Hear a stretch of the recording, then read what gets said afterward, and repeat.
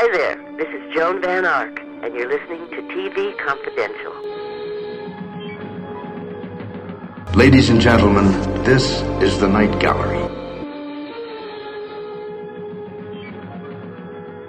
Ed Robertson welcoming you to this week's edition of TV Confidential, radio talk show about television. Now, welcome back Ray Richmond in our second hour. Ray Richmond, longtime television critic and entertainment reporter, and the author of several books on television, the latest of which, The Sopranos, The Complete Visual History, celebrates the 25th anniversary of the premiere of The Sopranos. The Sopranos, the multi-award-winning HBO drama created by David Chase and starring James Gandolfini that is widely considered one of the greatest television series ever made. Ray Richmond will join us in our second hour. Be up to stay tuned for that. In the meantime, we'll begin our first hour by playing part two of a conversation that began on our last program with Joseph Dougherty. Joseph Dougherty, Emmy Award-winning writer, producer, and director of such classic TV shows as 30-something, Judging Amy, Saving Grace, and Pretty Little Liars. Joe's latest book, Rod Serling at 100, One Writer's Acknowledgment, is an appreciation and exploration of the six-time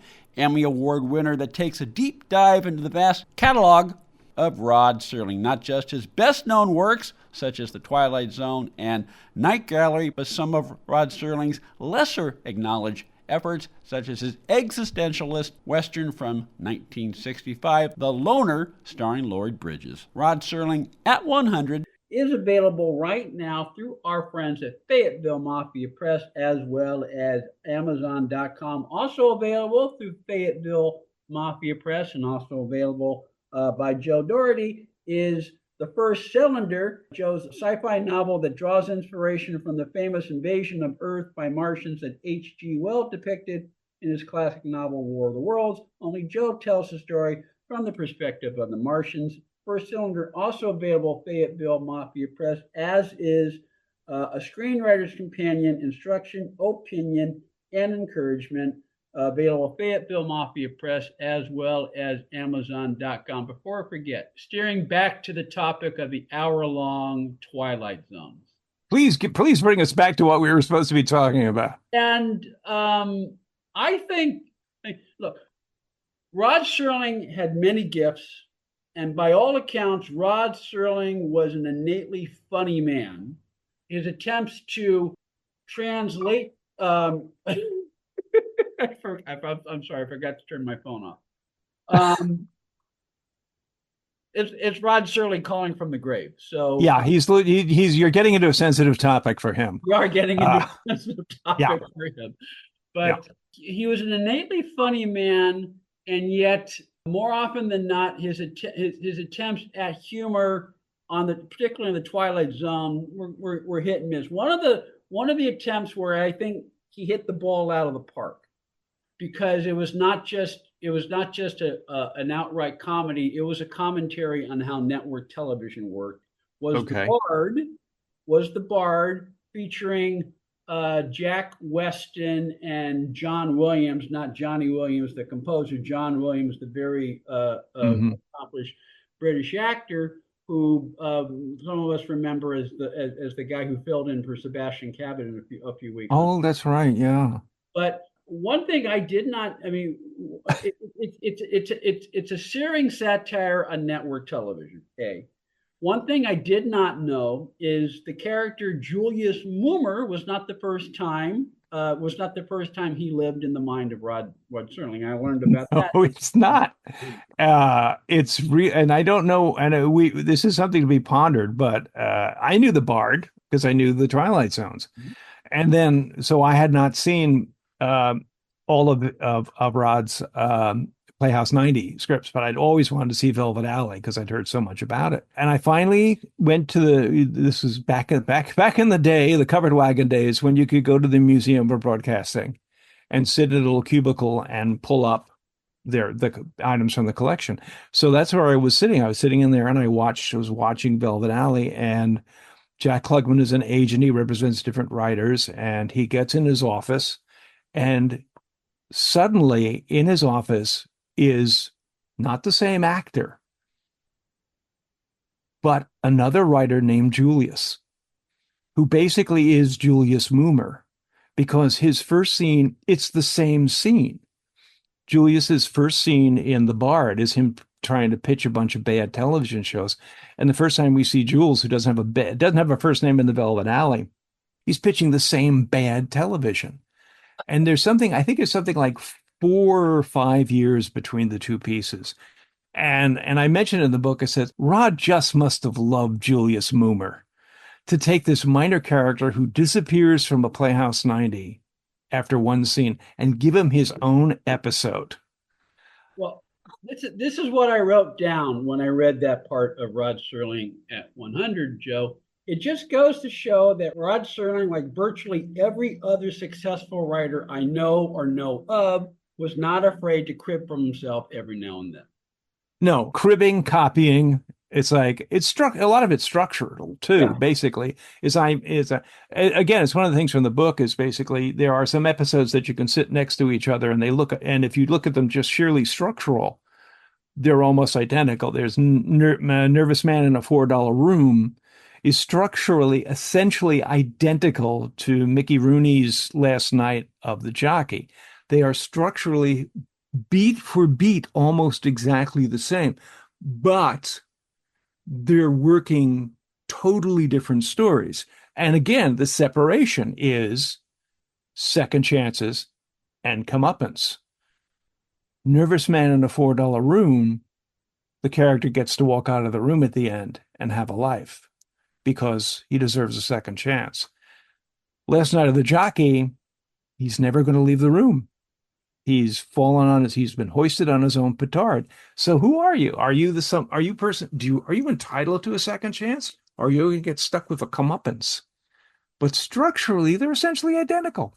And here's the thing, and this goes back to Serling wrote Twilight Zone, produced Twilight Zone at a time when the typical order for a network television series, particularly a 30-minute network television series, was 3 times as long as it is today. And because it was 3 times as long as it is today, and because when you're producing 30 to 39 episodes a season and factoring in the occasional preemption, by the time the first run of the season ends in May or June, you may only have a handful of shows rerun. Yeah. Between June and September, and because not every episode was rerun, by the time the Mickey Rooney version of Nervous Man in the $4 Room aired 4 or 5 years later, odds are people did not remember watching that show, or people did not, and Serling was betting on that. Well, again, but he's not the only one of the betting. He's not the only one at the table. I mean, Howard Hawks made the same movies a couple of times. And he just, I like it. I think I'll do this one again. And but listen, it's like one of the many blessings of Pretty Little Liars was that because of how the network ran the shows, we had 22 and 24 episode seasons. We could stay we were in continuous production making 22 and 24 shows. And nobody's doing that anymore. And the pressures of making those kind of shows making that many episodes, it's far outweighed by just the team of being able to, you're all there, you're all doing this. This is the job. I got this gig. I'm going to be here. We're going to work through. We're going to do 22 shows. I got my paycheck and I know these people. I know everybody in the crew. I'm going to come down and see them. And which now is not a sense, I think now it's in 8 episodes and, and they try to get rid of the writers as rapidly as possible. We could open up the whole discussion about one of the reasons why dramatic television is falling apart. Well, it's interesting, and this is apropos of nothing. But when I say we, I'm just talking about viewers in large, myself included. In a way, we become so accustomed to shorter seasons, 8 episodes, 10 episodes, whether on the network level, particularly on the Netflix and cable streaming on demand level, that I'll give you Suits, for example. I recently watched Suits for the first time this past spring, summer. And in most cases, a typical season of Suits was 10 or 12 shows. Mm-hmm. It was a USA Network show, USA Network / NBC Universal show. And then as the show continued to catch on and was ordered for subsequent seasons, that 10 episode order became a 12 or 15 episode order in some cases, because the network realized, okay, this is a successful show. If the audience watched 10 shows, odds are they'll watch 15. Well, the thing is, in some cases, this is in the case of Suits, in particular, like the third or fourth year, where the overall story is good, and you continue to watch Suits because you like Gabriel Macht, you like Patrick, who's the Canadian actor who played Mike, whose name escapes me at the moment. You watch the show because you like the actors, you like the characters, and yet, this is my case in particular, as I was watching it with my girlfriend at the time. There's a point with the 15 episode season Suits where, okay, they're taking a story arc that naturally is fit for like 10 shows, but they're stretching it because you have to fill 15 episodes, and that's a reality. And that was sometimes the case with the 60-minute Twilight Zones, a show that fit. There's maybe originally conceived or as a 30 and developed into a 60, or written as a 60, but would probably work better as a 30. But at the same time, as you pointed out, some of the 60s sustained the length, and Jack Weston and the Bard, I think, is one of them. Yeah, I mean, it's the ones that work, the hour longs. Oh, and I think you're thinking about Patrick Adams. Thank you. Right. I do. Who and I know that because he's married to Troy and Belisario, so that's our connection there. So yeah, she was doing 22 shows for us, and he was up there doing 12 and 15. The hours that worked are the ones that didn't try to do Twilight Zones. But they're out of the 19. There's some good ones in there. Stay with us, folks. We'll be right back. This portion of TV Confidential is brought to us by our friends at Front Porch Realty, the community of realtors in the Northern Bay area of California that is committed to finding the solution that is best for their clients. Whether you're a first-time home buyer or looking to sell or lease your property in Northern California, call Karen Strain at 415-886-7411 or visit frontporchrealtygroup.com for more information on how they can help you.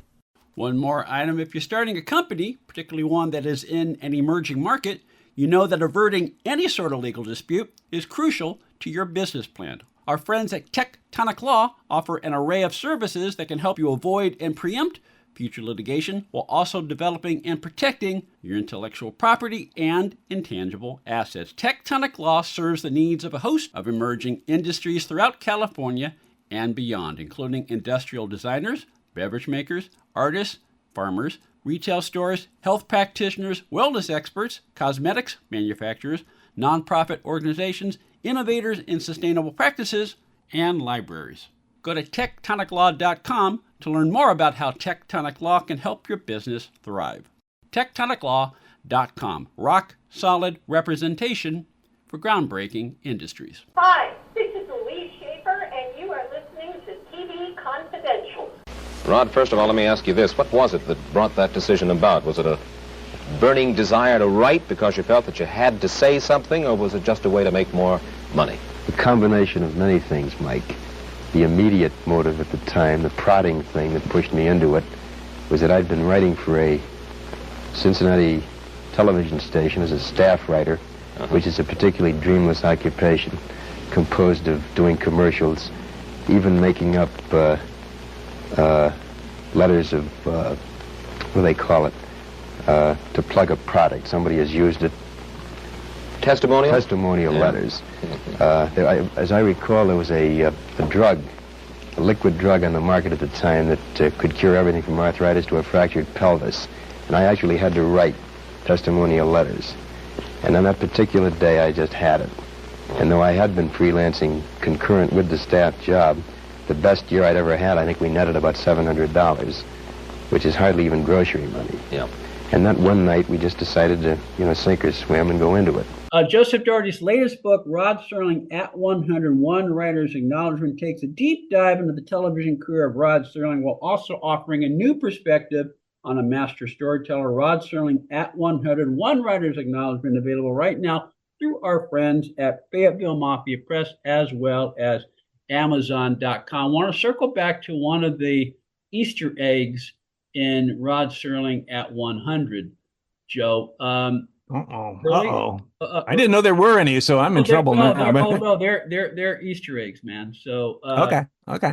You include a few snippets from an interview that Serling gave in the summer of 1959 with Mike Wallace, not 60 Minutes Mike Wallace, but Mike Wallace, who hosted a nightly talk show for the Westinghouse affiliate in New York at the time, which was a very popular show among viewers in New York at the time. And thanks to my friend Phil Grace, I discovered that show. And what was interesting is that the episodes, I think it was called Night Beat.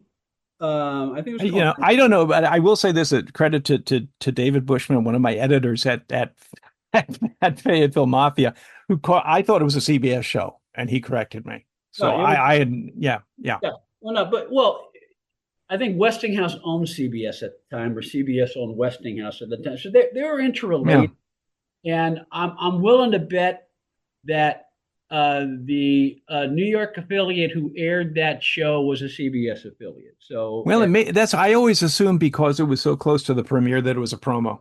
Yeah. And he often had CBS stars on his show. George Maharis, a very, very thoughtful interview. I mean, it was a 30-minute show. I believe it was a 30-minute show, and there was usually one guest, Serling and one guest for half an hour. Mm-hmm. And it was Charlie Rose-like in that he would he would give the guest a chance because he knew he only had to focus on one guest, and the guest knew that they would have, the entire show to themselves. It gave him and the guest the opportunities to explore conversation that they would not necessarily be able to explore if it was compressed as a 5-minute interview. And as I say, it was Mike Wallace before the Mike Wallace we came to, and for the most part, it was Mike Wallace before the Mike Wallace we came to know through 60 Minutes. And yet, as you point out in Rod Serling at 100, for whatever reason, Wallace seemed very obsessed about how much money Serling was making at the time, and he seemed to have preconceived notions about the Twilight Zone before it was even available for viewing. Yeah, well, nobody knew what the thing was, but it is it's. I think you can find the interview on YouTube. It's very. I mean, there might be some like soft parts into it, but I just always remember how it's basically you're not. So the killer line is towards the end when he just looks across the table and says, "So you're just not going to do anything serious for television for a while."